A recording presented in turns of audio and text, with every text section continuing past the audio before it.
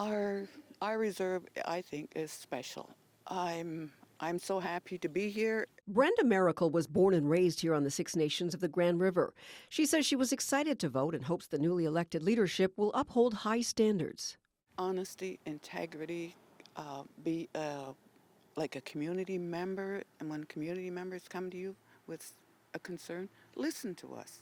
Don't just, push us away. This is one of the largest First Nations in Canada, about 40 kilometers from Hamilton. Their nations are Seneca, Cayuga, Onondaga, Oneida, Mohawk, and Tuscarora. Members didn't have to live here to vote, but had to be here in person. There was no online voting. Those qualified were required to come here to the Six Nations Community Hall to cast their ballot.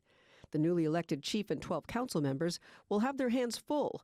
Some of the issues concerning residents here are housing, mental health, and safety.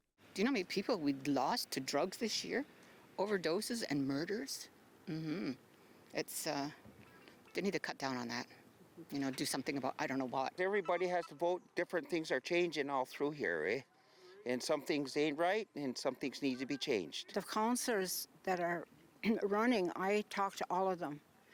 And I say, what's your goal here? I want to know what your goal is for Six Nations in the next 3 years. It was same old, nothing original, nothing new. And, same old health, education, same things I've been hearing for years. Not everyone votes in this election, as some members of this community do not recognize this council. They support traditional leaders that have their own council called the Haudenosaunee Confederacy Chiefs Council, which is sometimes referred to as Longhouse.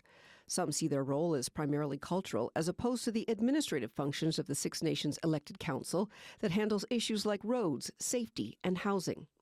Those elected to the Six Nations Elections Council are recognized by the Canadian government. I just believe in the band council the way they do things, and I want to stick with that. Yeah, some people don't agree with this structure here. Yeah, well, the Longhouse people, they've been in the Longhouse for I don't know how many years, and they haven't done nothing to save our land. The new Six Nations elected council will be serving for the next 4 years. Brenda says no matter who wins, the process is just as important. I appreciate the fact that we have the right to vote, like some countries don't. Laverne McGee, CHCH News.